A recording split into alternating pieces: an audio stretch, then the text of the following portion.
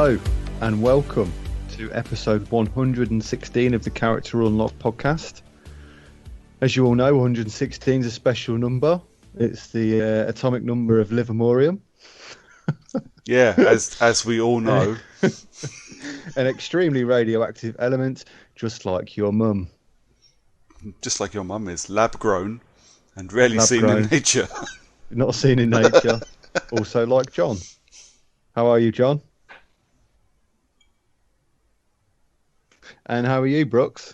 I'm concerned that all three of the people that may regularly listen to our show have just gone, that may be where I tap out. Well, we could just put in some sort of electronic voice modulated shit for John's piece then. Just fill it in. Just take a clip from a TV show or something and just plonk it in there. Well, I've got some old clips about John talking about his 9-inch issues with 9 inches or whatever it was. See, but the 9 inches of disappointment that was the pizza from EGX. Yep, Rezzed. Yeah. Yeah, so I've still got a clip of that we could put in there. It concerns me that you still have that clip.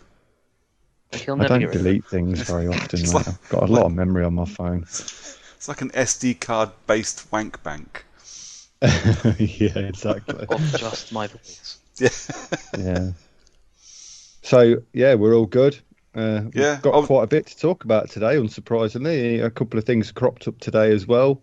So we've got a fair bit of news. See? We've got what we've been playing. Me delaying the special podcast worked fine, didn't it? Me making us record on a Thursday. Yeah, but now you need to edit it in the space of like 3 hours. Oh, that's fine. I'll do it. Well, 2 actually, because we probably won't get off until 10. That's fine. It's all right. I had to delay the podcast because Justin from the Last Save Loaded podcast was popping round. Because my house is kind of in between his house and his girlfriend's house. So Justin. Yeah. Very nice man. But he was dropping I was going to fill in for you and just say like take over and start. From NSYNC is popping around to show me some fresh dance moves. Well, I do need some of them. For my new solo single. Yeah. No, he dropped round my Last Save Loaded branded coffee mug. Oh. Hold on, I'll turn my camera on. Here you go. Will my camera go on? Very nice. Lovely. And that's gone. Oh. You're so pretty. I'm not, which is why I turned the camera off. I don't want to break it. It's an expensive laptop, man. Well, we were saying just before. Well, as I'm hosting. Oh yeah, go on then. I'll leave. As I'm hosting, does John have to do the jingle this week? No, you get to do everything this time, including editing. Good luck. Yep. Yeah. Okay.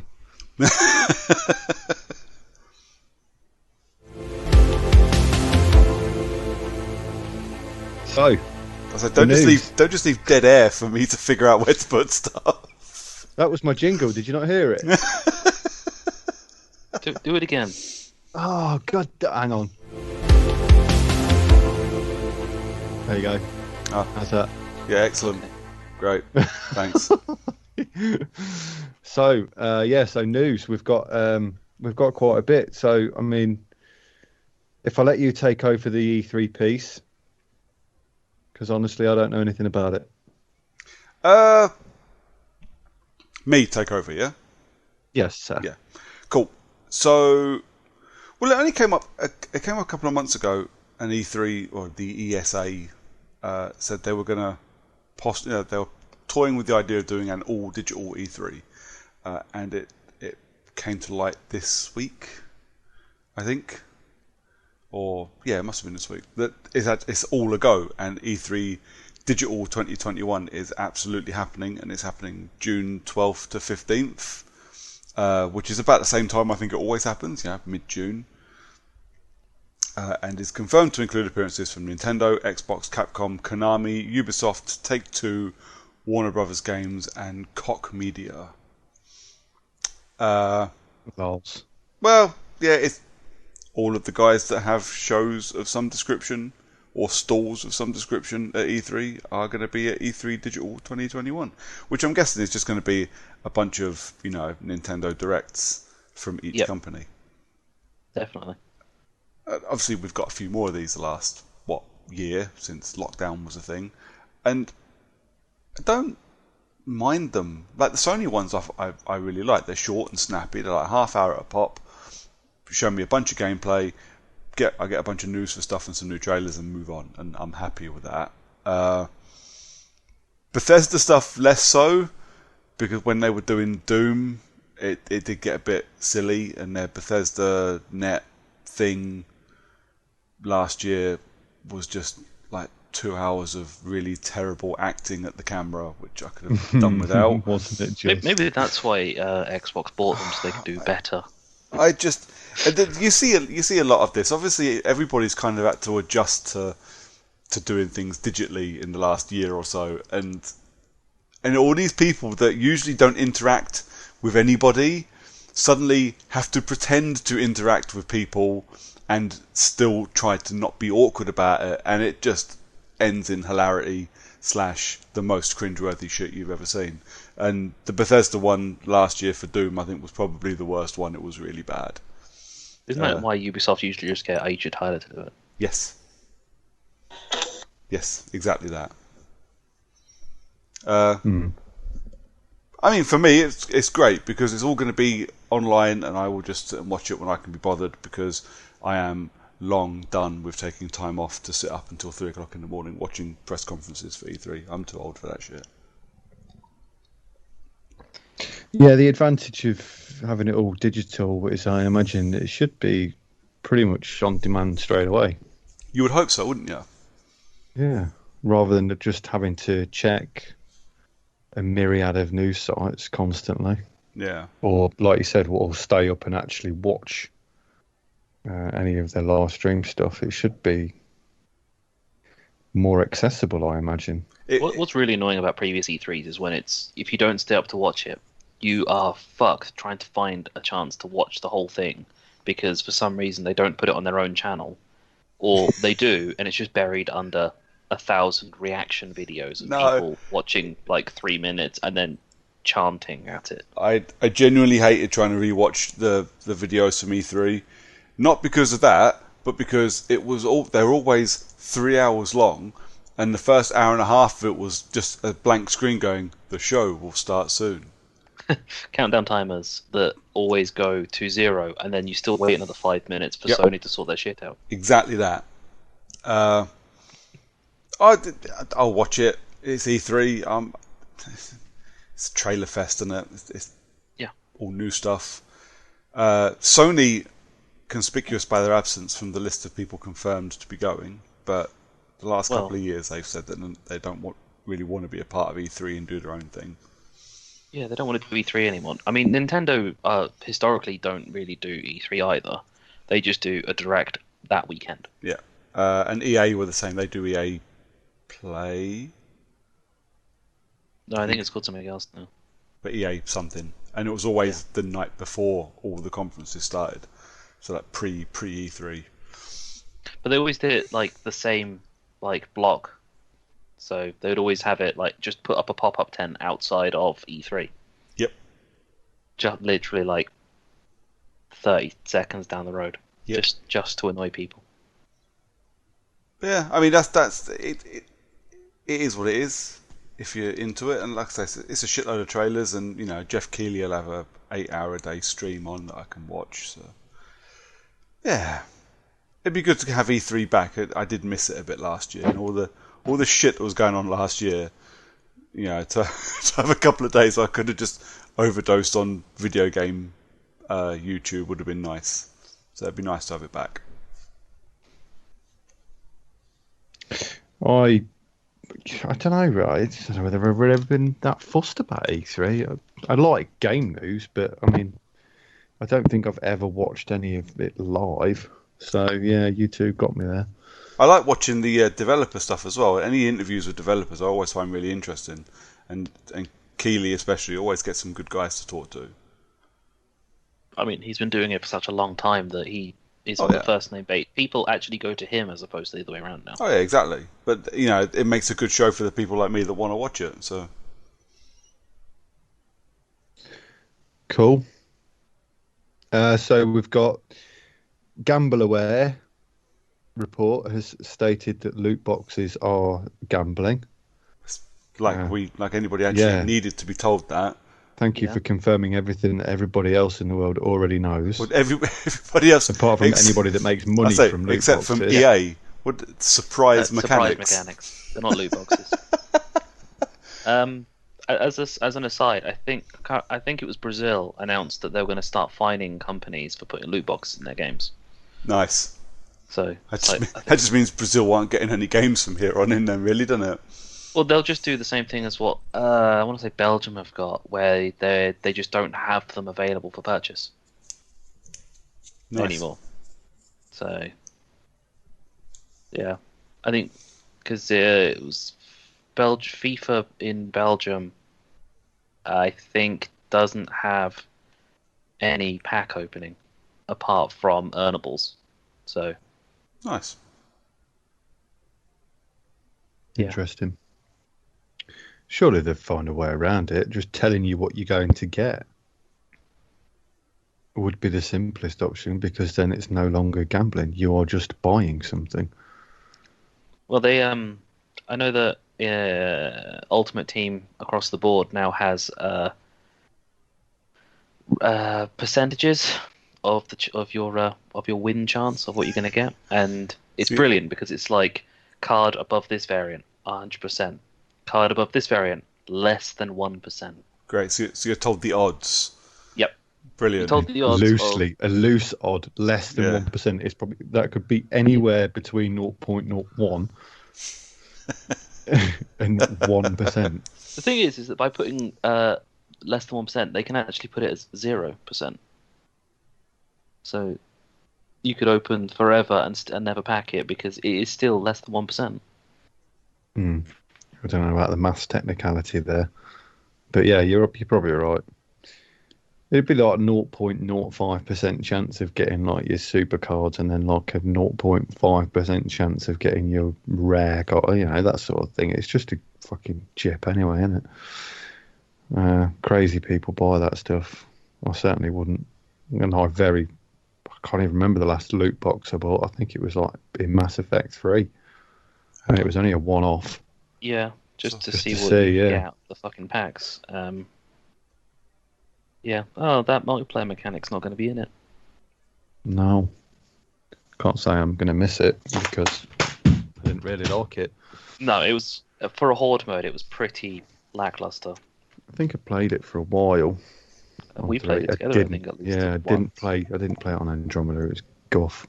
Yeah, but it was what 5 or 6 rounds for a horde mode. Mm-hmm. A bit naff. You kind of want a horde mode to be somewhat endless. But with it not being in it for the Legendary Edition, but they're making it so that the Galaxy of War is affected by everything that happens from 1 onwards. So, okay. At least they've changed that somehow. Then. Yeah, that's what obviously because people complained saying that, if you don't do Galaxy of War, then you're going to end up not being able to get the best ending. So they just, without doing literally everything and all the DLC, of course. But true. By making it across the 3 games, who knows? Could be interesting. So on news released today, we've got anyone who want to take any bets? We've got another postponing of a game release. I think we all knew it was coming.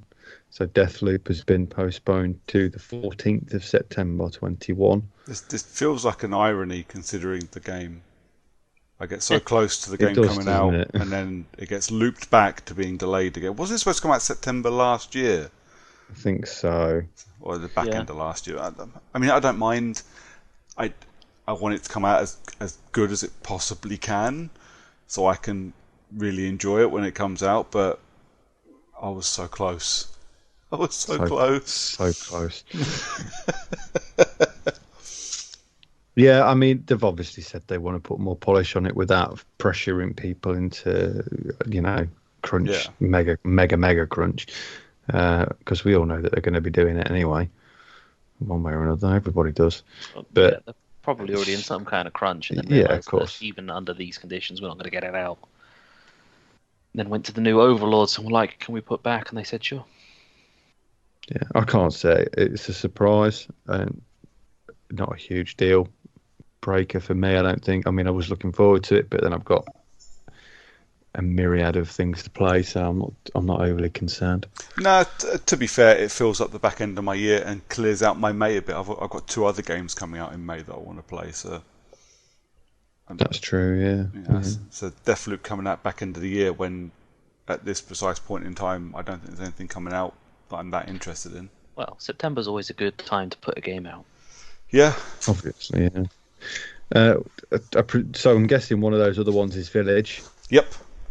And so based on, we'll segue into that then. So Resident Evil Village, the online multiplayer element of it, the beta was up for a grand total of 7 hours before they took it down. Yep. Good. That's a good start, isn't it? Yeah. It broke. Yeah. It did not do well, but it will be back, guaranteed. Because they're making quite a big deal with it for the release of Resi 8. But yeah, it'll be back. I'm guessing it'll be back sometime next week, because there's a Resident Evil showcase again next week, isn't there? There is. Yeah. So, bless them. I didn't even get a chance to play it. I mean, I wasn't that fussed, but I didn't get a chance to play it. No. What made me laugh was I got a load of emails about it, because I'm a RE ambassador, or whatever they want to call me. So I was like, oh, I can get onto this, because the last time when they'd done the closed beta, I was busy, so I didn't get a chance to play. So, I'll have a go. And then when I went to sign up, the fucking thing was already gone. I was like, oh, okay. I won't bother them. Jesus. Yeah, I don't know. It's just a bit of a nightmare at the minute, isn't it? The COVID thing sort of it seems to be breaking everything one way or another. And I know that everybody using that excuse for seemingly everything. Yeah, bonkers. It's an easy excuse, and it's unfortunately it does seem to be getting to the point now where it is becoming an excuse as opposed to an actual reason in some cases. It's hard to say because I don't know the situation everybody's in. I know that it hasn't postponed me and what I do for a living in any way, but I can understand that it has.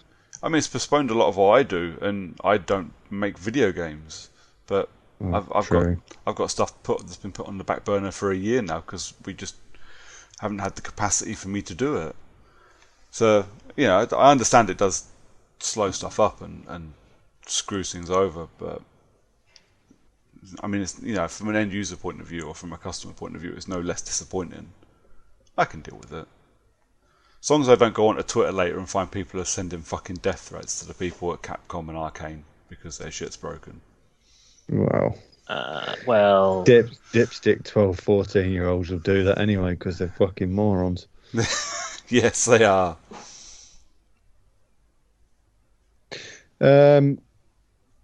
Streets of Rage 4 is getting some DLC confirmed. Yeah, man.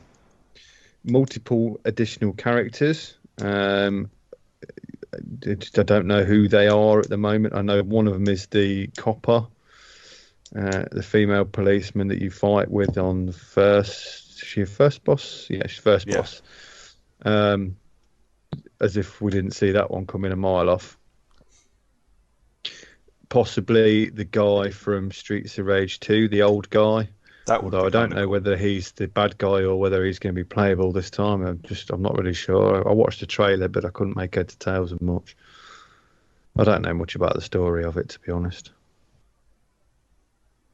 I certainly didn't play the third. Well, I played the third original, but not enough to actually for it to sink in. No.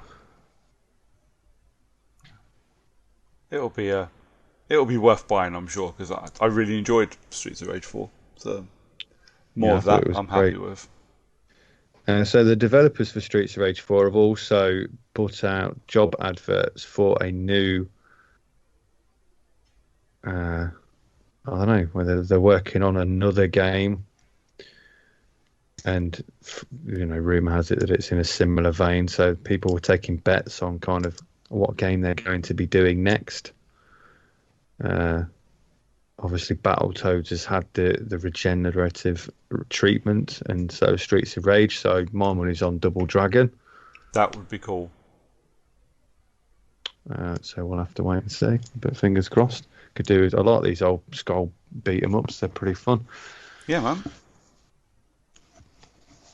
Oh my god. And I think is that about it for the news? I think so. Yeah. Check it out.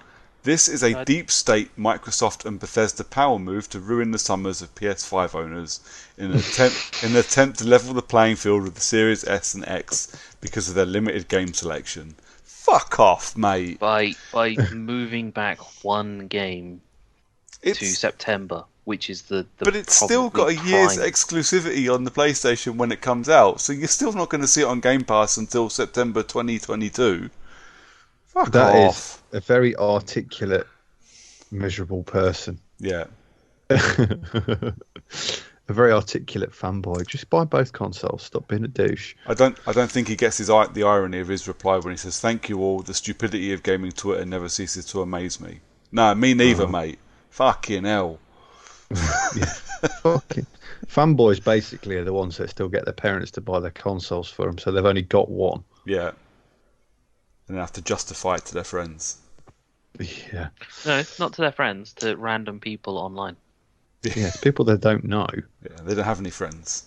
I mean, we've been friends for a fair while now, and we met obviously through the internet originally on the good old Shop 2 forums a long time ago. Well, that was a long time ago as well. Yeah, I know. I don't remember us abusing each other about our favourite consoles, and we were younger then. No. Yeah, but we were never 12 when we were having these conversations, I think is the point. It's entirely true. Well, John may have been at one point. He's very young.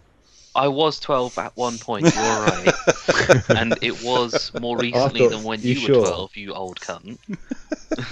Are you sure you didn't just skip the 12th year of your life?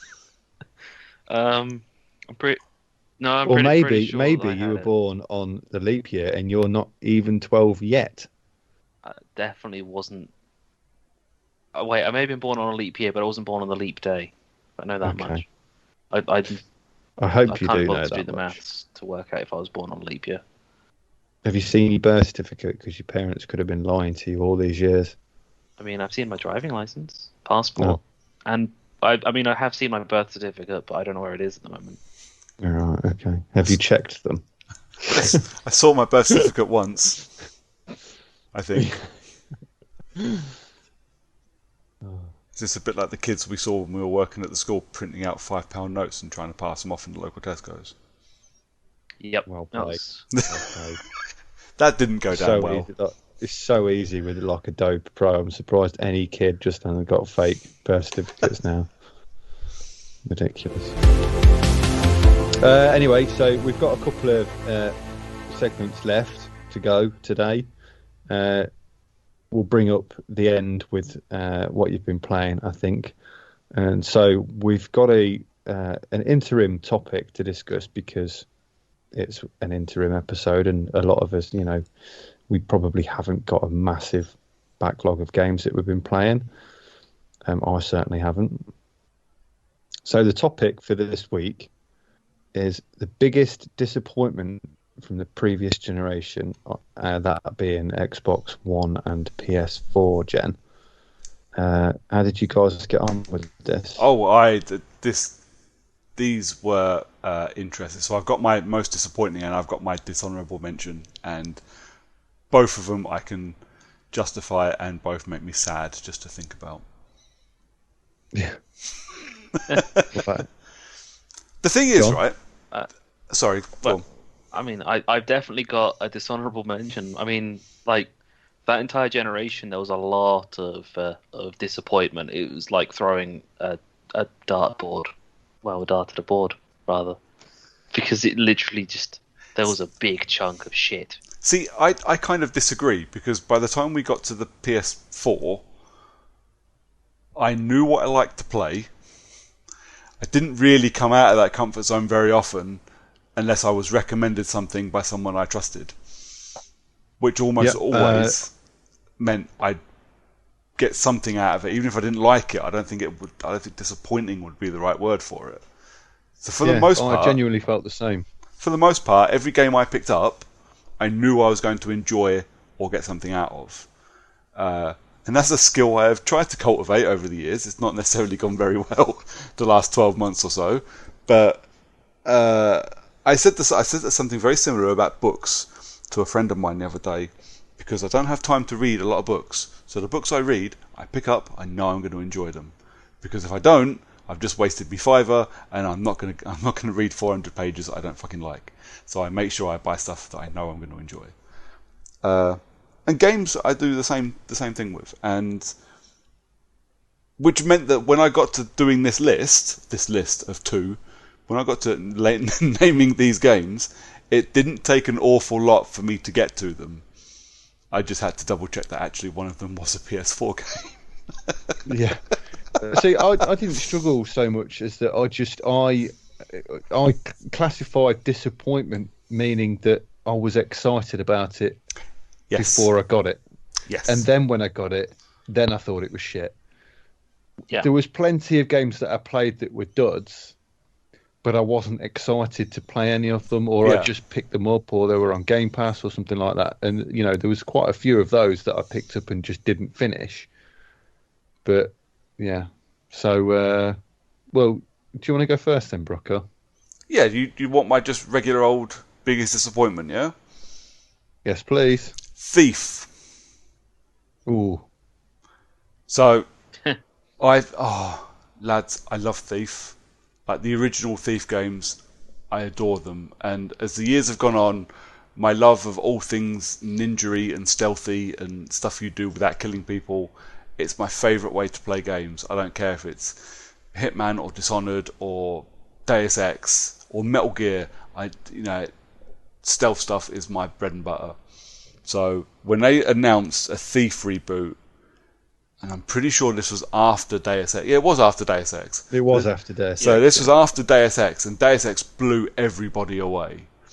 And I was like, this is going to be fucking badass. I cannot wait for this. And within 10 minutes of playing that game, I bought it brand new, full price, 40 quid's worth of game, delivered on the day, and I sat and I installed it. I got 10 minutes in and went, this is the biggest bag of wank I have ever fucking played. It was horrible. I don't know anybody that's picked up that game and enjoyed it. I don't think I know anybody that's picked up that game and finished it. It's just so horrible. It's so badly made. It's just fundamentally broken in all of its mechanics. I hated it. I hated every minute. And was it on Game Pass recently? It was on Gold. It was on Gold a long time ago, because I picked it up and I never played it based on what I remember you saying it was dog shit. So I never bothered. I installed it last year. I'm pretty sure it was last year. Going, you know what? I'm going to give this another go. I might enjoy it. Maybe I just didn't give it a chance, because I do that.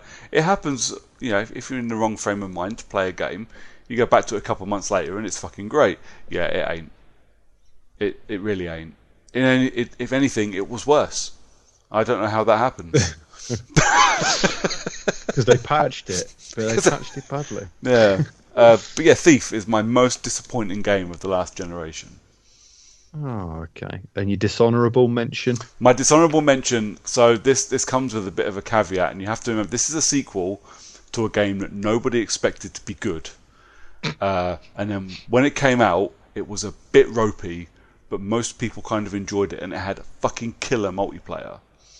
And then the sequel came out, and Homefront: The Revolution may be the most disappointing sequel to a shit game that's ever been, ever. So Homefront I really enjoyed. There was just something about it. It was small, it was linear, it was over and done with in 6 hours, and it was fun. And the multiplayer, me and a mate played it a couple of times, and we both said, this, it feels like Battlefield 2. It's fucking badass. The multiplayer is excellent. And then Homefront: The Revolution came out and just shat all over all of that goodwill. And that's another one. I've tried it twice. I bought it twice and I can't get on with it. I played some co-op on it with Column from Last Save Loaded about 18 months ago. And it was fun playing in co-op, but even then the game is still utter shit. So it's my dishonourable mention because I kind of expected it to be a bit ropey, but it was ropier than it could ever have been in my imagination. It was just terrible. At one point, it's got a stealth kill mechanic, and at one point I snuck up on a guy and I went to stealth kill him, and his character model just disappeared. Excellent. He didn't die. I didn't kill him. It was just no longer there, which seems like a superpower I should have. I want to do that to real people. What, when they come to stealth kill you, just disappear? Or when I go to stealth kill them, they just disappear, never to be seen. Because technically it's not murder then. They were just no longer around. Crazy. John? I mean, biggest disappointment of a generation? Can we guess? You know what? It probably wouldn't take very long for you to guess biggest disappointment of a generation. It's got to be Andromeda. It is absolutely Andromeda. It's like, how can you release one game throughout an entire generation for my most favourite series of video games and it be that shit? Have you played Thief? No, I haven't, but it's also not even remotely close to one of my favourite genres of game. Actually, I do remember you getting really excited for Thief, and I remember you taking the day off work. Yeah, man. That was a waste I also remember you.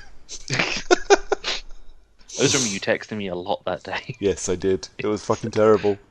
But seriously, like all of the good that Andromeda was supposed to be, just like wasn't there. Like how you've managed to make someone who loves Mass Effect not want to finish the game. I did finish it. Never went back to playing it though. In fact, the only time I actually went back and played Andromeda was in the last couple of months. It was for a Microsoft reward. When they gave a Microsoft reward point I did it too. for killing like 5 enemies on Andromeda. And I thought, okay, this looks better than I remember it. But then I just remembered the janky faces. Yeah. So I don't know whether I should play it again on the off chance that they fixed all that crap with patches. They've not. Well, I'll give it a miss then. I'll give it a miss. I'll see how I feel after playing the Legendary Edition, because I didn't hate Andromeda. I just didn't think it was very good. Is it going to be in the Legendary Edition? No. No. Is it on EA Play? It is. Yes. I mean, don't get me wrong. It'd be really cool if on the Legendary Edition they just ended up going, oh, you know what? The go all 343, Master Chief Collection. We're just going to add Andromeda as well. Yeah.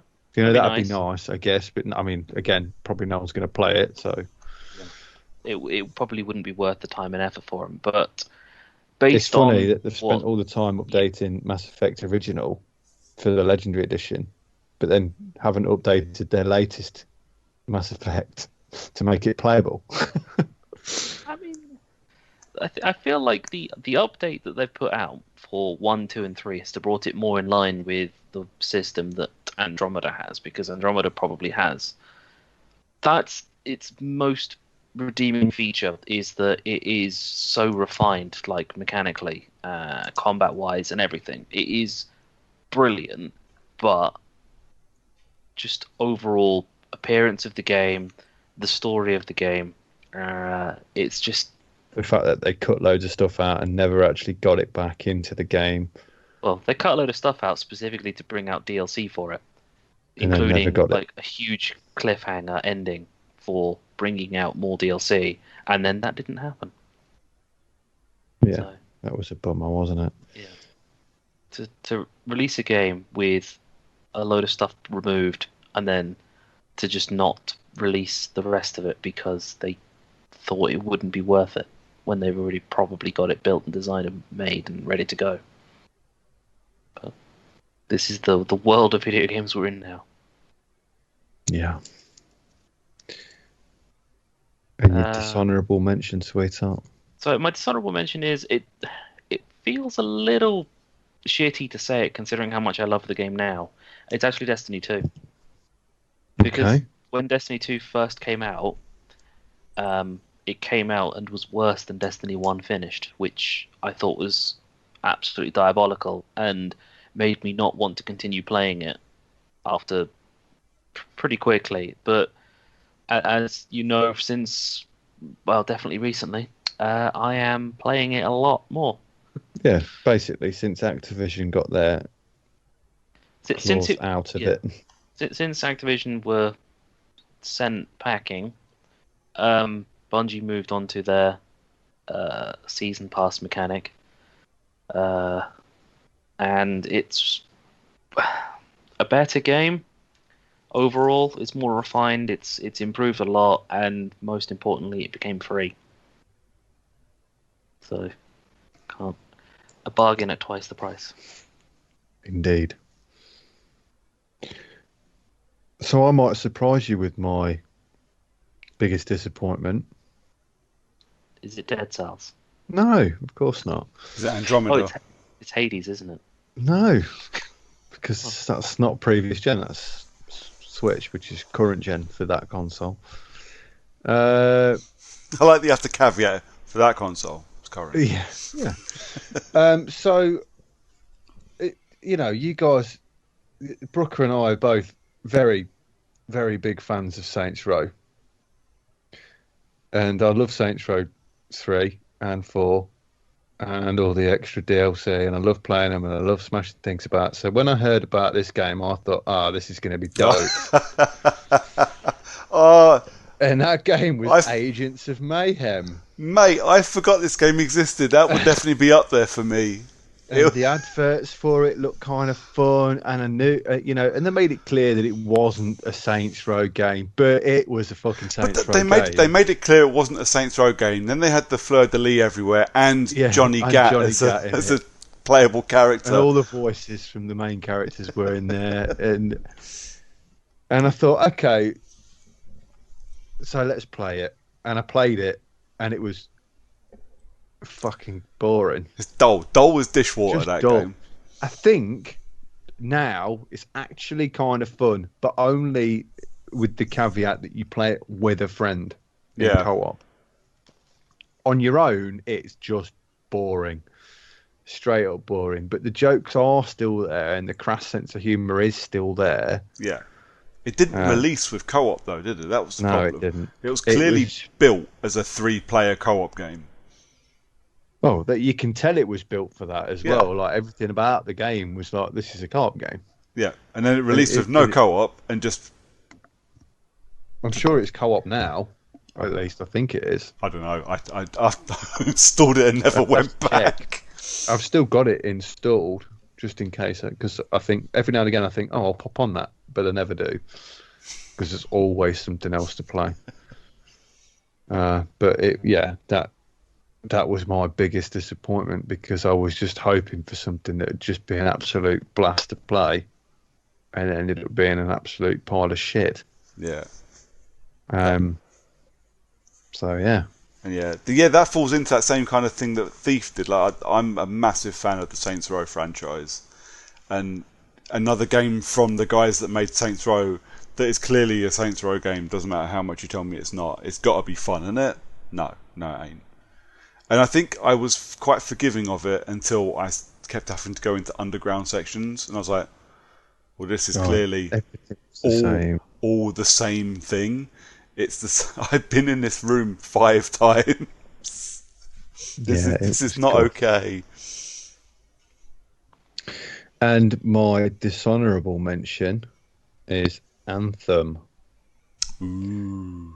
I was excited for Anthem, and I bought the upgraded limited edition version of it.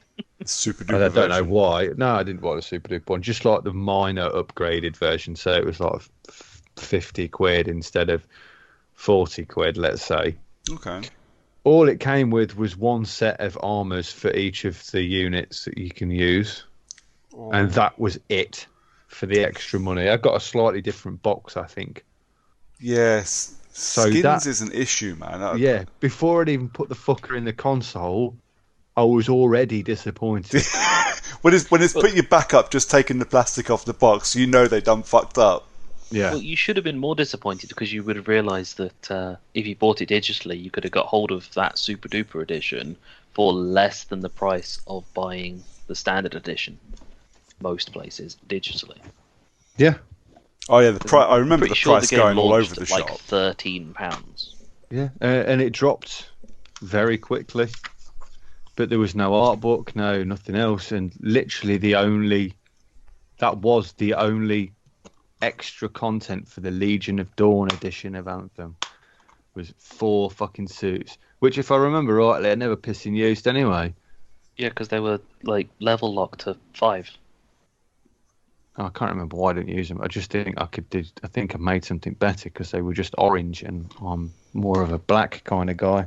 Yeah, so this falls into like when you buy legendary editions of Assassin's Creed that come with skins and armor and weapons that are level locked and look like crap, but they help you for the first 25 minutes. So, is it worth spending the extra tenner? No, it's not. It really ain't. Stop doing that. Yeah, it sucks. I mean, I don't mind so much if they've got transmog and they look good, but they never do. They always look pants.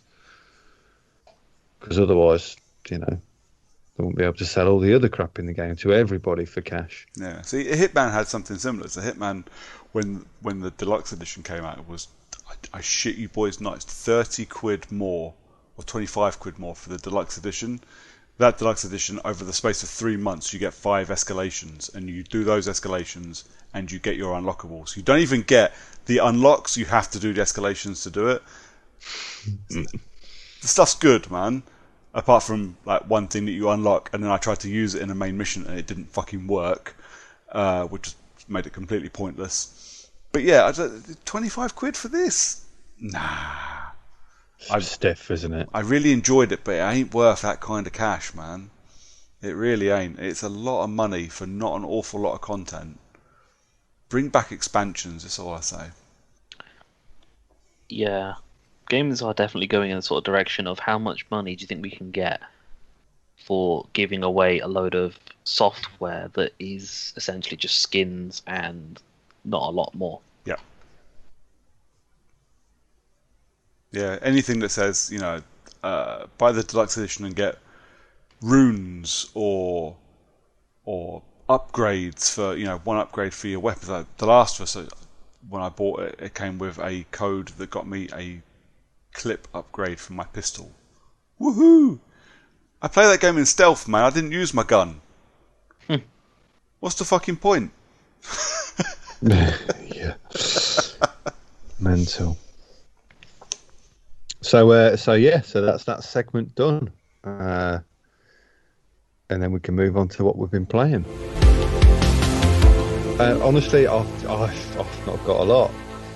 Unsurprisingly, I started a huge sandbox game, and it's largely all I've played.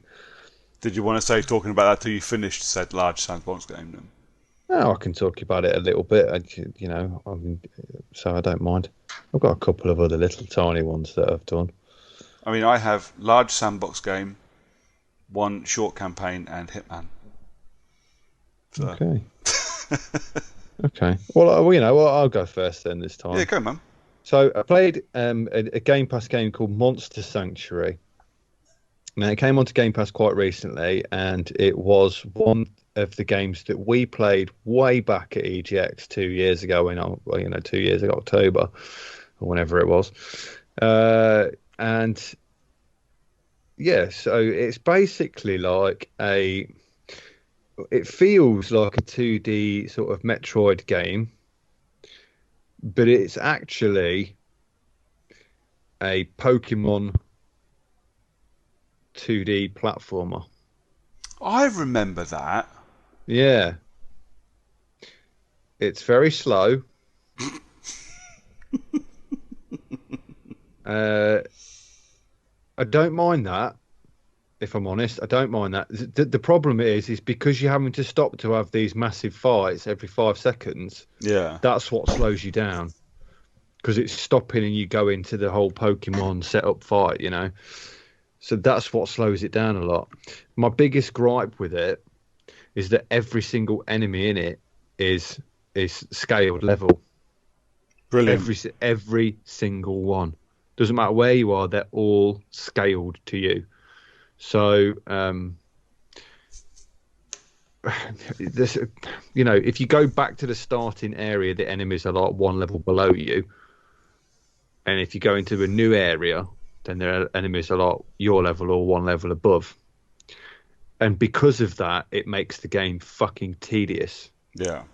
Because you can't just smash your way through fights.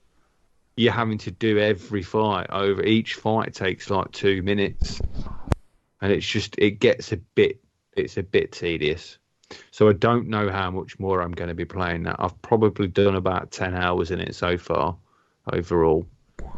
That is a lot of time for a game you think is tedious. Well, it's not. It's one of those, and I'm hoping that the more upgraded and stuff that my characters and monsters get, the simpler it'll be. It'll get. But the issue is, like I said, because of the level scaling, I don't think that's ever going to go away. Yeah. So just one of those. The story isn't really grasping me all that much, and other than that, there's not really a lot going for it. It's quite cool, getting monsters and stuff. But it is just Pokemon. So I'm probably going to drop that in the next couple of days, I think. I'll give it a couple more hours and see, but I'm not expecting miracles. I played the second DLC for Immortals Phoenix Rising. How's that? I loved it. I thought it was great. It was based in Chinese mythology this time. Cool. Rather than Greek. All the enemies in it are straight up palette skin swaps. So they act and fight exactly the same ways as what you imagine their counterparts are, but their skins have been completely changed to fit Chinese mythology. So it's clever what they've done. Yeah. But obviously it's still the same fucking enemy, you still dodge them the same. So there's no difference there whatsoever. There was one missable achievement in the DLC. And I missed it. And I fucking missed it, didn't I? Absolutely brilliant. I wouldn't normally mind, but it's just because it's one. And I aced the main game as well. Yeah. And I'm just like, I've got to roll back through the DLC to get to one of these. So basically you go into heaven, essentially, where these particular puzzles are, and you have to do a certain thing in the puzzle for a certain amount. I think you just have to float in the air for like 5 or 10 seconds or something like that, but you're never forced to do that. Yeah. So I didn't actually do it. And then when I finished the DLC and looked at the achievement list, I thought, and I Googled it or whatever, and it says, missable achievement. I was like, you fuckers. You fuckers. But yeah, so I'll go back and pick that up. But I did enjoy it. It was a lot of the same, but it was good. It was fun. What else? So I suppose I'll just move on to the big game that I've been playing, because I think that's the only one I've got left. And I finally managed to pick up Ghost of Tsushima hard copy. It cost me £40. 2 days before it went on sale digitally for £31. For fuck's sake! You knew it was going to happen. You knew it was going to happen. Every time. It's been sitting at 50 quid for months. Yeah. And I thought, well, it's not coming down, because everywhere online you can't even get it off eBay cheaper than 40 quid. No. And I was like, you know what, fuck it, I'll just buy it. I just get it over and done with. And I've got to say, I love it so far. Good. It's extremely stylish with the PS5 upgrade, or the PS5, even though it's not a PS5 upgrade yet. It's a PS4 game, but it's got unlocked textures and resolution, so it plays extremely well. Even on the 4, it looked absolutely stunning. It looked fucking gorgeous, and all the different photo modes you could put in. You know, the fucking Kurosawa mode, which is the biggest gimmick I've seen in quite a while, because you ain't doing anything in that because it's really fucking annoying to play in. But yeah, I've not played it in that. It does look good. It looks gorgeous. The whole screenshots and stuff in, but that's pretty much it. I took, and the photo mode in it is second to none. I don't think. It's great. It's a lot of fun. There's not many that are as good as that. I think Miles Morales is probably the only one that's better than that. Perhaps, yeah. I didn't play with the photo mode in Miles Morales much, so I can't really compare. Just because I think that one just gives you a lot of different lighting options, which no games have ever given you, and that was a real bonus to make some real standout pictures. Yeah. Whereas the lighting in it was so fucking good anyway, you didn't need to. And I like some of the mechanics in it. I like the dueling mechanic. I think is awesome. And once you upgrade it, it's super fucking cool. And it is super gimmicky and gets annoying after a little while. So I found, but the following the wind to find where you were going was fun. I like that, but I think the reason why I like it is just because it allows you not to have anything on the hood. Yep. Which adds to how beautiful the game is. Exactly that. So I think that works. That works relatively well. But all in all, I'm enjoying that so far. I'm in Act 2 at the moment. I've cleaned up the first island. Yeah. But I'm not bored of going around and doing things. Like the side missions all feel good. The major side missions, the minor missions, like the side quests, let's call them. Yeah. They still feel a little bit impactful. They still fit the character. They're not just all go here, pick this up and come back shit. I got sick of following footprints. Yeah, the footprints thing is a pain in the arse. Mostly because you're just running around looking at the fucking floor. Yeah, you don't get to enjoy the scenery. And I think it was like my third one in a row. I was like, follow footprints to fight. Follow more footprints. No, I'm done. Go away. Luckily, there's not actually that many of those, so it's not too bad. I think I'm not sure I've had multiple missions, but I know there was a couple of missions where you're basically following someone for the whole mission and you're doing it for the whole time. Yeah. I don't mind ones like that because they tend to be exposition dumps. So I don't mind missions like that if there's like a story point to it. Yeah. But I think I said this when we talked about when I was playing. I think my patience for these games has just gone out the window. It looks gorgeous, and I so desperately wanted to love it, but some of those missions I was so bored and it was so tedious. And travelling around, it looked gorgeous, man, but it had Red Dead Redemption fever. It was I just want to get to the next mission and get playing. Don't make me sit here for 40 minutes walking around before I can do anything. Drove me up the fucking wall. Yeah. I mean, I've not had any trouble with it. I find that the traversal's relatively good. You can get pretty much across the whole island in probably, the whole first island. Let's say there's 2 main island sets. Yeah. You can ride from the top to the bottom of the island in probably 10-15 minutes. Yeah. So it's not. It looks big on the map, but it's not actually as big as it feels. It's hard to explain, really. Well, it's not. That is exactly how it is explained. Yeah. I'm very aware that I am 100% in the minority. Everybody I know that's played Ghost of Tsushima has adored it from start to finish, and I just wasn't up for it. And I don't think it was because I'd just come off The Last of Us, although that probably didn't help. But it wasn't for me. And this is going to come up again in a bit. And I said, didn't I, when I played it, I said, you're going to fucking love it, and I'm sure you will, and I'm sure you will adore it right up to the end. But for me, nah. I can see a few things getting a bit boring. Like, I loved the duels at the start. Yeah. But I kind of just wish that they occasionally mixed up how the duels start, because they all start identically. Which, when you're doing a mission where you have to duel 5 people and then duel their boss, And all 5 of them start with the other person that you're dueling holding their hand above their sword and fingers twitching, and then you just pop your sword out with one thumb and you do the exact same. You think, well, all 5 guys aren't going to hold the same stance. That's bollocks. But other than that, yeah, it's all right. It's good. I'm enjoying it. And that's me. Sorry, guys. I've not even touched my Switch. Oh, what? Well, I've not had a chance. Okay.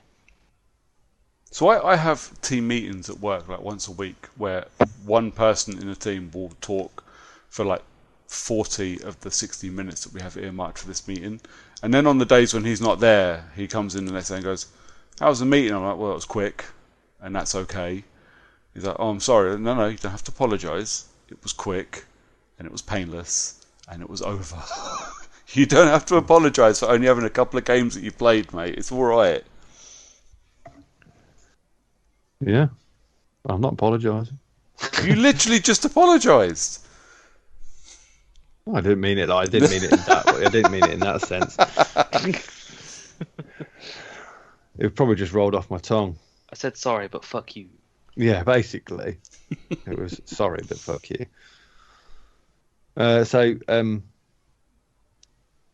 Brooker, do you want to go next? Because John and I can both talk about one of the games we've been playing. Cool. Let's start with. Okay, I did some Hitman, unsurprisingly, because what's Hitman? Is that like a? It is a game. It is a game that I play far too much. So I mentioned earlier about like the deluxe escalations that come out for it. So the last one came out last week, I think, and an Easter-based event came out last week as well, which was it was called the Easter egg hunt in Berlin in one of the newer maps. And so let's start. So the deluxe escalation was on the same map actually, but if actually of all the deluxe stuff, this I think was probably the best one because it felt like it was escalating across each level. And each level, you finished the level, went through a door, and then the next level of the escalation started from that door, and you had to move on. I didn't play them that much in Hitman 1 and 2, but I'm definitely getting into playing the escalations a lot more now. And they're basically, I think I've mentioned before, like 3 to 5 levels of challenges. So, like, level 1 will be go get a gun and kill this one guy. And once that happens, it's kill this one guy, but do it without anybody seeing you and wearing this particular disguise. And then level 3 will be kill these 4 people with this particular disguise and with a fire axe. And if at any point you drop the fire axe, you're going to fail the mission. It's things like that. So it adds to the puzzle element of playing Hitman. So the deluxe escalation last week was really good, and it played on that very, very well. Then we had the Easter one, which was it was literally walk through a bunch of bushes, collecting Easter eggs, and get into a club and kill one guy dressed as a bunny. And then the next one was kill 3 guys dressed as a bunny. And then the next one was kill the same 3 guys, but they've moved. It's going to be tougher. And then when you've killed those guys, another bunny appears and you have to kill him, but you can't kill him until you followed him through all this shit with people everywhere. I'll be honest, that last one got me quite a bit. I was getting quite frustrated at it because after I got a perfect silent assassin on the 3 main targets, the 4th target appeared and fucked it for me completely. I just ended up running into a guy who spotted me and fuck my run completely. And the thing with escalations is you can play them as many times as you want. There's no punishment for redoing the level, but there's no saving while you're doing that level. So if you fuck up right at the end, you're restarting and doing the whole lot again. Nah, that sucks. Well, sometimes it can be a pain in the ass, but there's an element of, oh shit, I fucked up. Okay, let's do this. Let's restart. and I know exactly what I'm doing this time. So I run straight to one thing and set off something so I can go do something else, and then kill one guy and then run around, and then the other guy's where I want him so I can kill him. And there's always a sense of accomplishment. It doesn't mean I'm not stressing and threatening to throw the controller at my television, but there is a sense of accomplishment when you get to the end of it.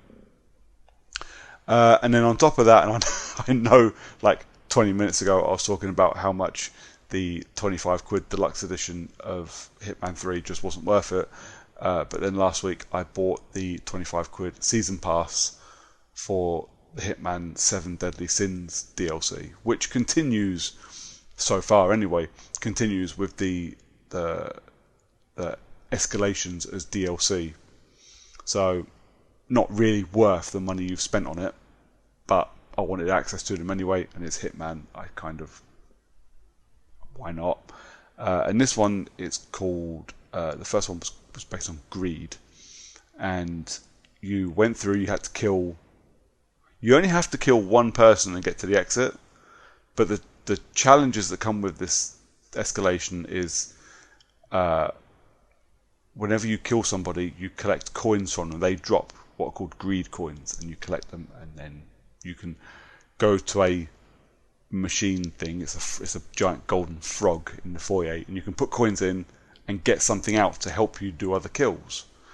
So the second kill you have to do in the first level is you have to stab somebody, or you have to kill somebody with a lethal throw. So you have to throw a knife or a screwdriver or something at them and kill them. So you would take your coins and go back to the frog and put it in, and it will give you a knife, and you can go and use that knife to throw at somebody. Now, one of the challenges is to get to the end of the escalation, so get to the end of level 3 and have 60 coins in your possession. Any coins you pick up in the levels carry over into the next one, which is a new thing for Hitman. Hitman doesn't do that. But if you spend these coins, you can't have 60 when you hit the end of the third level, so you have to find a way of doing all this stuff. And again, this is the puzzle element to the game. Frustratingly, like the third level is you've got 5 people to kill with a pistol, and even though on this particular map all the guards in the main game carry silenced pistols, none of them do in this escalation, which is a pain in the balls. So I finished the escalation and got to the end, and I was just turning it off to go for me dinner, and I was like, oh shit, I've lost my SA rating. I don't know how the fuck I did that. I was careful. Got my challenges though, because I got my 60 coins, and I went, right, fuck this. Came back in, chucked my coins into the frog, and I got a silenced pistol. I was like, well, this is going to be easy now, isn't it? And this is what I talk about, the sense of accomplishment. Oh shit, I've got to redo this escalation. Oh, this is going to be so much easier. And I killed it, like halved my time, because I didn't have to sneak around shooting people, after knocking out the entire rooms full of guards. Again, not really worth the 25 quid or the 4 quid or whatever it is for one DLC. You get an unlockable suit and a load of other stuff, but it's not really worth it if you're not dedicated to playing. An addict. Yeah. What else did I play? I bought Valhalla. Yeah, you did. Yeah, I did. So that I could play it. Yeah, so now you can play it. Yeah. There you go. Cheers, bruv. You're very welcome. Please, have at it. And dear God, I hope you enjoy it more than I did, because once again... Cost on it, technically. Because once again, I got into it and went, yeah, this ain't for me. And again, it's the same thing that happened with Odyssey. Less so with Valhalla. I didn't feel particularly underleveled for too long, but I wasn't a fan of the gameplay. I wasn't a fan of the stealth. Stealth in that game is broken so quickly, and for a game that is still called Assassin's Creed, I still feel like I should have at least the ability to ninja people from out of nowhere. It feels like I should be able to do that, and it just doesn't work. I didn't have any of the game-breaking issues that people had when it first came out, obviously because it's been out for 5 months, so most of those issues are gone. But it was, you know what? I spent the amount of money on it, and it's worth it. It's worth spending that money to go. Assassin's Creed will never be the same for me. I hoped and prayed. I was desperate because I fucking love Vikings and Norse mythology. I thought if anything can bring me back to Assassin's Creed, it will be Vikings. Nah. Assassin's Creed will never be the same for me. I don't think I'll ever spend money on an Assassin's Creed game again. Yeah, I mean, they are just fucking ridiculously big, and I don't believe that they needed to go down the RPG route. I wouldn't mind the size if it wasn't a full-on RPG. Origins wasn't as big as Odyssey or Valhalla, but Origins was big. But I loved it. I genuinely enjoyed my time with Origins and saw it through to the end. I didn't platinum it because I wasn't going to spend that kind of time in the game. But I genuinely enjoyed my time with it. And I hoped Odyssey would be more of the same. And for me, it wasn't. I don't agree with... So I remember when Valhalla was coming out and you and I were talking about Odyssey and how you can't one-hit kill anybody, which is a major pain in the ass and pretty much goes against everything that is Assassin's Creed. Yeah. And then they said, quality of life improvements. You will be able to one-hit kill everybody. No, you can't. No, you can't unless you go through the menus and click the setting to allow it. Well, I don't need it as an accessibility setting. It's not colorblind mode. I'm an assassin with a fucking hidden blade. Anybody I stab in the throat should die. This is not, I'm not looking for realism. I'm just looking for just a little bit of and if I've got a switch on your setting, don't act like you're doing me a favour. You're not. This is the worst thing. It's the worst thing Assassin's Creed done was take away one-hit kills for anything. And I don't think it needs to be an RPG. You're right. I don't think they need to be that big. I think from here on in, I found a guy on YouTube who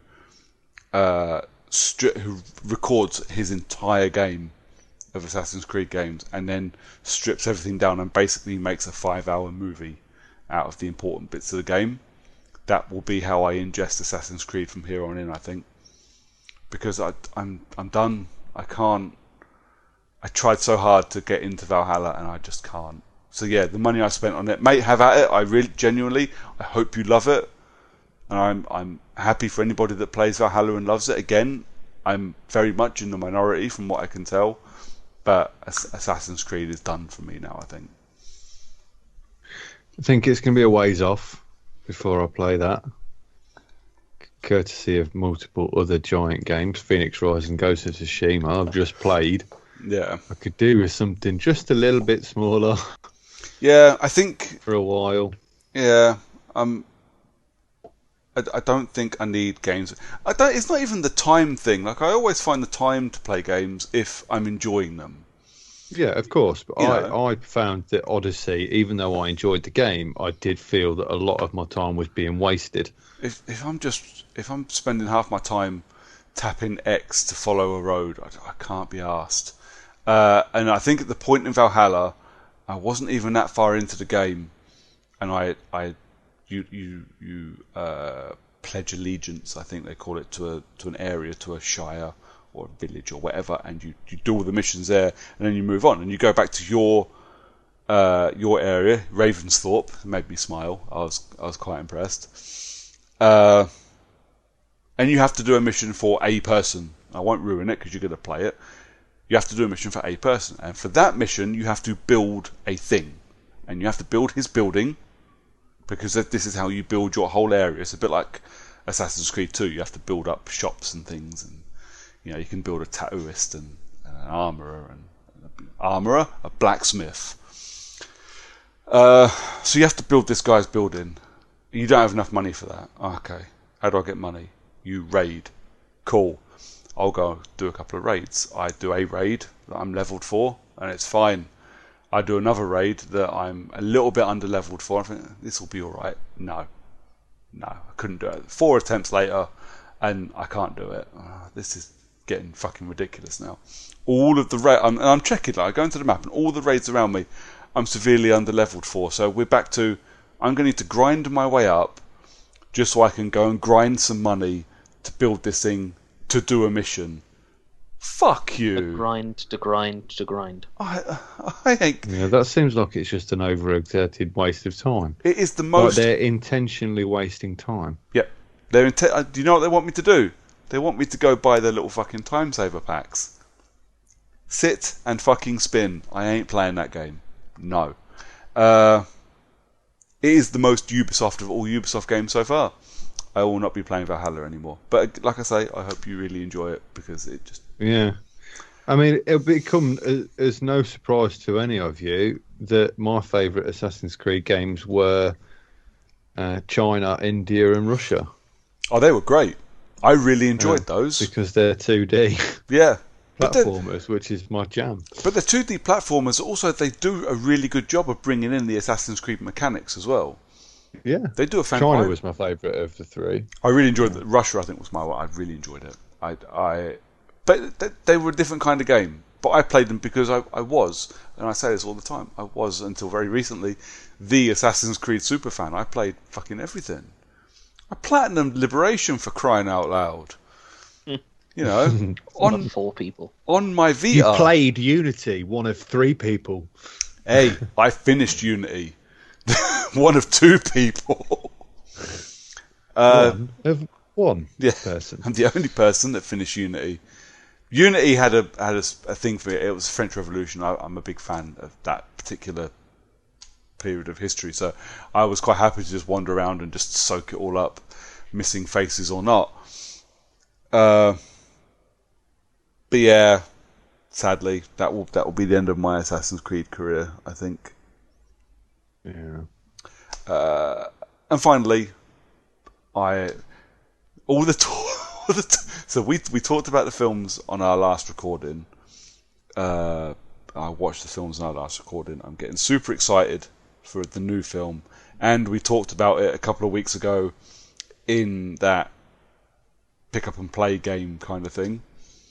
And then it appeared in a sale. So I bought the digital copy of Mortal Kombat 11 Ultimate for the PlayStation. So I can just have it installed, and I don't have to put a disc in. Wait, you bought the digital one? Yes. Sweet. With all the DLC, all the Aftermath stuff and everything, it's all there waiting for you, mate. Cool. I told you that. I texted you that. I didn't realise you got it on digital. Yeah, well, because I bought it on disc on launch, so it was a launch title for my PS5, so I had the disc. I've posted the disc off to Paddy because he can have a play of it. I just want it to go to a good home. I can't sell it on, so I just posted it off. But now it's installed and I can just always play.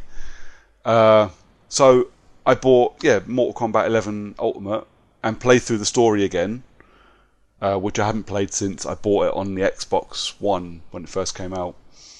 And then played the Aftermath story, which I mean, anybody that's played them will tell you, and we're talking Mortal Kombat 9, the 2 Injustice games, Mortal Kombat X or 11, the stories are a shitload of fun. But Mortal Kombat stories, doesn't matter how good they are, they're always the same fucking thing. Every time it's another timeline. Oh, we fucked it up. Oh, we need to go. And I'm like, oh.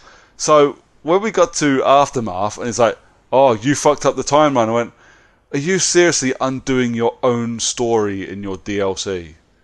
You absolute fucking douchebags. And then, to make it worse, still making me fight the cunt that is Kronika at the end of it. I was not a happy bunny. I do not like fighting Kronika. She's not a fun character to fight. But yeah, I played through the Mortal Kombat 11 story and its DLC, and it's fun. What I like about the stories is the way it flicks between characters. So all the time when I've ever played Mortal Kombat, I've picked 2 or 3 characters that I love. And all games, it's Scorpion, and then the more recent ones, it's Noob Saibot and occasionally Cabal. And I just play with them 3. pretty much exclusively. So the story modes force you to play with all the others, which is a blessing and a curse, because I can't play with the bigger characters. The bigger, slower guys I can't play as, because I'm just no good with them. And then, like the classics, like people like Liu Kang, who are super fast and just combo heavy, I can't do those either. Yeah. Although I can hold my own as them guys. But it's fun to play the story. And it's Mortal Kombat. The story's crap, but fun to play. But I've taken to doing. I thought, you know what? I'll put it on, and it is. I'm doing it as a bit of a pick up and play game. When I've got 20 minutes, I'll do a tower, or I'll run around the crypt for 20 minutes and open chests and see what I can find. And then because you can customize your own characters, or you can make custom versions of the fighters in the roster. So obviously, me being a emo Scorpion fanboy, I want to customize my Scorpion. I can't do that. I need to do this to do that. I need to go play the Scorpion based Tower of Time to unlock this. Okay, so I'll do that, and you unlock it, and it's like 5 towers of increasing difficulty, and lads, there was some fucking stressing coming out. Oh, I was pretty reasonably good at Injustice, and I'm fucking shit when it comes to those towers. So I dread to think of it like on Mortal Kombat, because I was terrible at it. I really like the characters and I really like the universe, but I'm fucking shit at it. So when you find a character that you're good at or good with, so for me, like I say, it's always Scorpion. I know all his moves. I can get a combo out of him without thinking about it. I still struggle on occasion, like remembering that there's a block button, because it seems like the wrong way to go. So I thought, you know what? Because I want to do it, I'll do Scorpion's specific tower. Fucking hell. I mean, I'm not as young as I used to be, but I do feel old playing Mortal Kombat at the moment. Like the towers per character, like the character towers, they're all set to medium difficulty, which shouldn't be that bad. I was getting my ass handed to me quite a bit. And the final tower, again, is a fucking Kronika tower, and she was just a bitch. Oh, she can go fuck herself. One bad combo, and most of my life's gone. Like, I can't do this. The fight I beat her in, I think, if I hadn't beat that, I think I might have snapped my controller. I was so fucking angry. The poor old Maya's sitting in the kitchen trying to work, and I, you fucking cunt, you fucking bitch, fuck you, you fucking bitch. I was properly losing my shit. But yeah, I've played Mortal Kombat 11, and you know what? It is so much. It looks and plays butter smooth on the PS5. It is gorgeous. For what it's worth, I'll let you know, because it's downloading now. Good man. It's signed in as you, by the way. That's fine. That's the only thing that bugs me about the PlayStation Switch, that we have to sign in as the other person. Yeah. I just took it on face value that you weren't online right now. Well, no, we're talking. It's fine. Although I can switch back to mine and it stays downloading. Yeah, so that's a bonus. Yeah, once it starts downloading, you can sign out as me and sign in as you. That's always been the way. But yeah. Sweet. But yeah, I mean, it plays gorgeous. It looks gorgeous. I I think I sent you guys some of my screenshots from it. I kept accidentally setting off brutalities while Nikita was watching. That was fun. Sometimes you don't know how they're going to set off, though. That's the thing. Well, you have to sit check on what actually sets them off, and is that more all right? You have to finish it with a certain move or combo. Yeah, so and then they kicks into the brutality. Yeah, so each character's got a bunch of separate ones, but the classic brutality that everyone has is the uppercut that knocks their head off, and I think you need to connect with 3 or 5 uppercuts during a match, and then end with an uppercut, and that's it. Just brutality done. So actually, I when I was going through the towers, I'd done that quite a few times, because it's basically the only way I could get any damage on some of these fuckers. But yeah, because I'm playing with the finishers and that, and I'm setting off fatalities, and thankfully we have a child who watches a fair amount of horror, and doesn't really flinch that much at a Jason or a Freddy movie. So Scarlet poking someone's eye out with a blood icicle just kind of made her go ah, and then that was it. She was back to watching.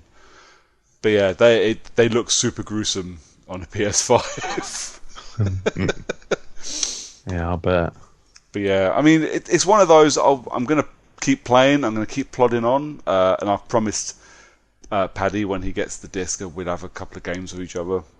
Mainly because he mains Sub-Zero and I main Scorpion, so he kind of got her. Oh, I used to have that guy that he was always Ryu and I was Ken. Yeah. Yeah, see, I was always Guile with Street Fighter, but you see me play, I'm no good at Street Fighter. I fucking suck at it. Yeah, me too. Utter bollocks.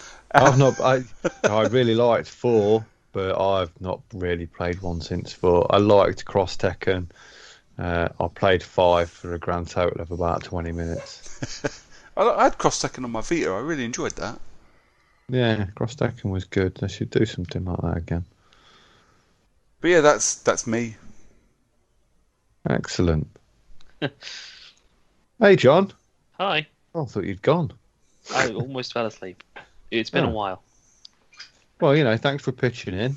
Yeah. I tried, but you were talking about a lot of stuff that I've got no interest or knowledge of. Right. So you were looking at porn then? That's all right, because you guys are about to talk about connecting to Outrider servers, which is something that I have no knowledge of. You don't know about.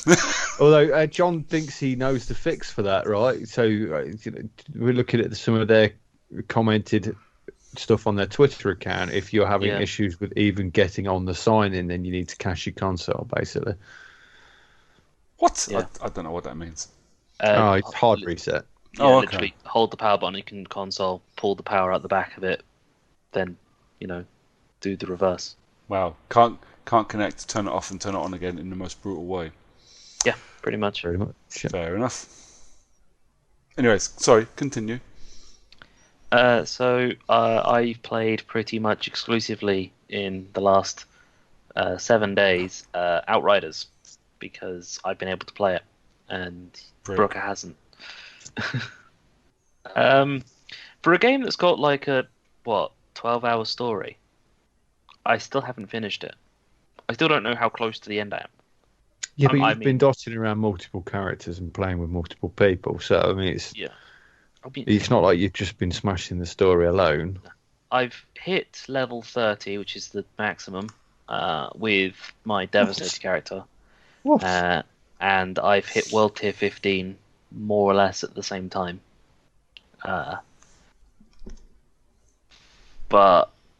And to be honest, I'm just going to stick at World Tier 15, because although the grind from going up World Tiers towards the end, it is literally you go up a World Tier after a fight, and then you move into the next one without realizing you have, and you just wonder why it's so fucking hard, because you're just not prepared for it whatsoever, because the difference in difficulty between world tiers is insane. It's crazy.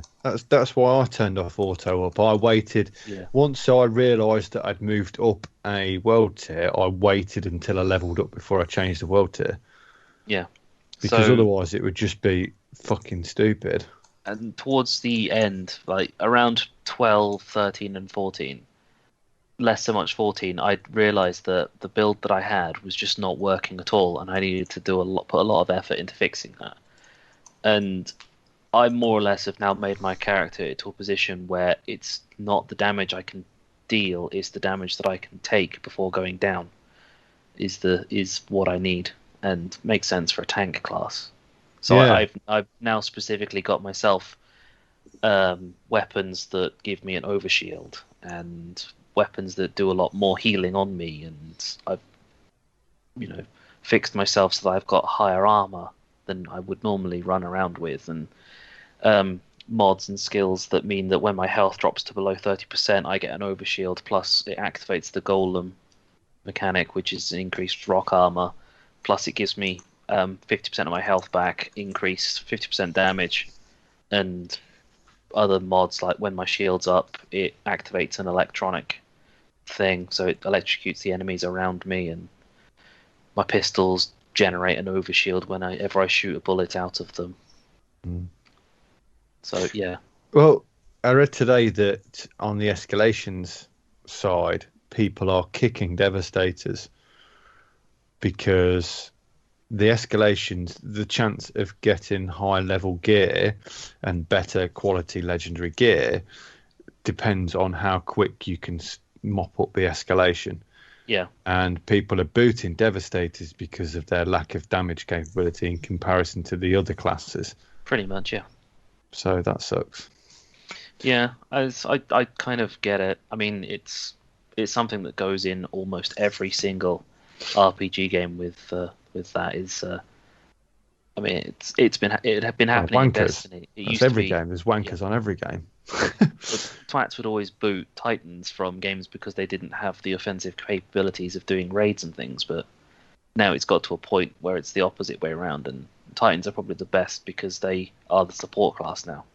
But that's Destiny. So, yeah, playing as a Devastator is, well, for one mission specifically, myself and Ben were playing. We were World Tier 13 at the time, and the area was just full of beasts, just constant small melee attacks, and then there was always a group. There was at least two much larger beasts that would just do constant knockback damage. And it was just not even close to fun, not being able to really do it. I spent the entire time running around in circles, constantly running backwards with my pistols out, shooting just so I could keep an overshield on, because it was just constant being hit with knockback. And yeah, it's not a great feeling almost entirely useless because you're not dealing any damage. But the only reason that you're going to get through the area is because I'm not going to go down at any moment, and I can just keep reviving whoever it is that's dealing the damage. So, but I'm not going to say I'm not enjoying it because it's a game I've been playing pretty much constantly for the last 7 days. I'd like to be able to play with you guys. So it's more fun to play with. I'd like to be able to play with you too. It's easier to play on your own considerably. The moment you get another person on, the difficulty spike goes up, and not really played much 3-player because obviously whenever you guys come on, it's always later on in the day when the game is absolutely shanked, and just playing with 2 people is a fucking nightmare at those times. But I feel like it's getting better. And maybe when it comes to the Brooker's next chance of being able to play video games, we might be able to get around to playing it.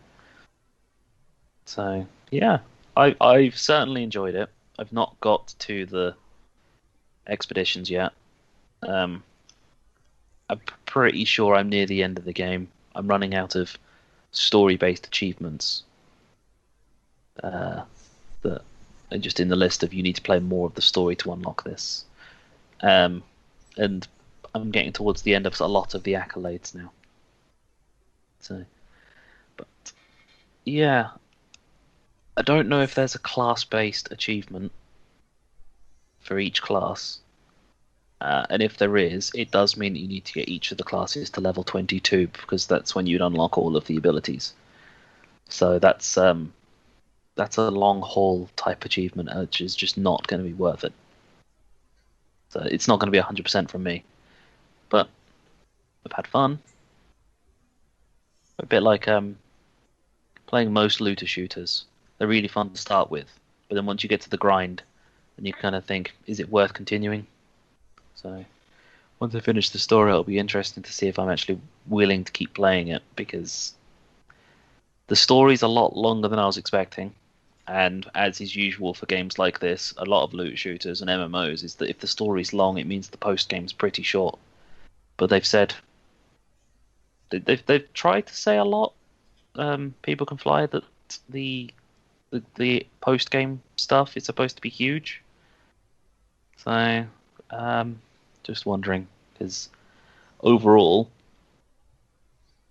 it's weird because I've spent a long time playing it, but it does seem like I've not spent a lot of time on it because there isn't a lot of missions to do.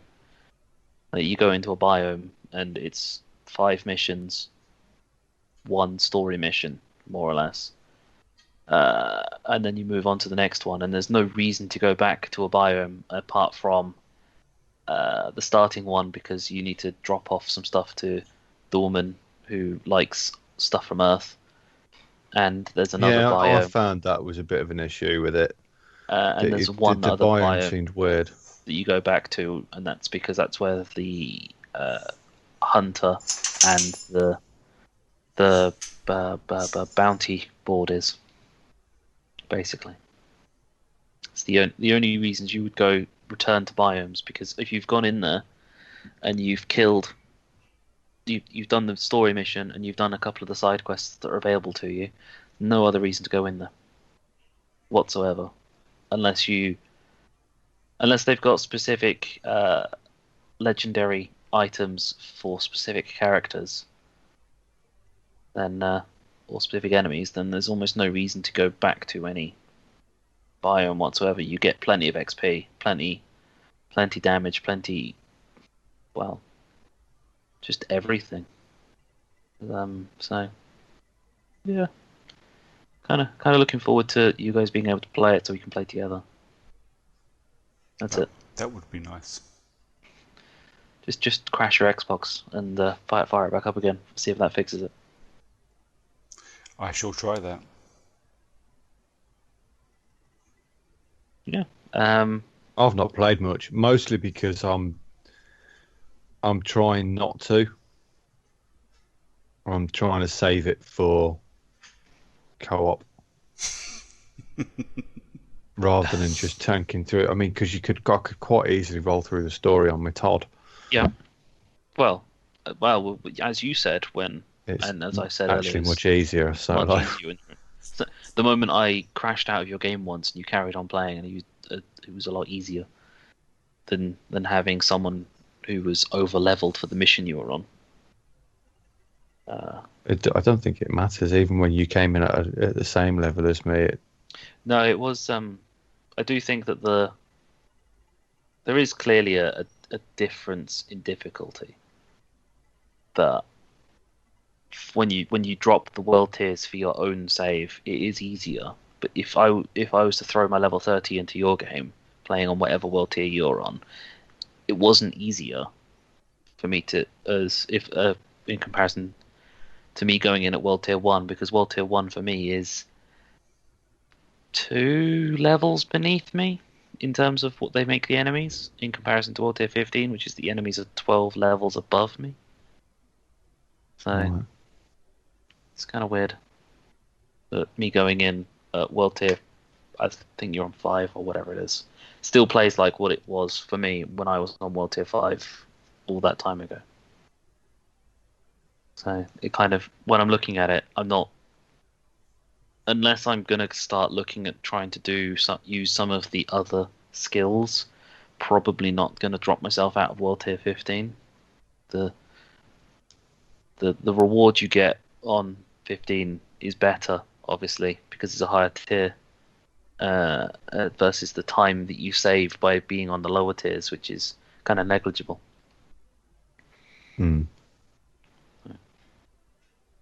They're saying that the only time I've gotten legendary stuff has been from completing certain missions that reward you with a legendary at the end of it. I think I've not gotten a single one in the wild. Just like Destiny all over again. Oh, yeah, fucking rubbish. Yeah. Well, so that's Outriders for me.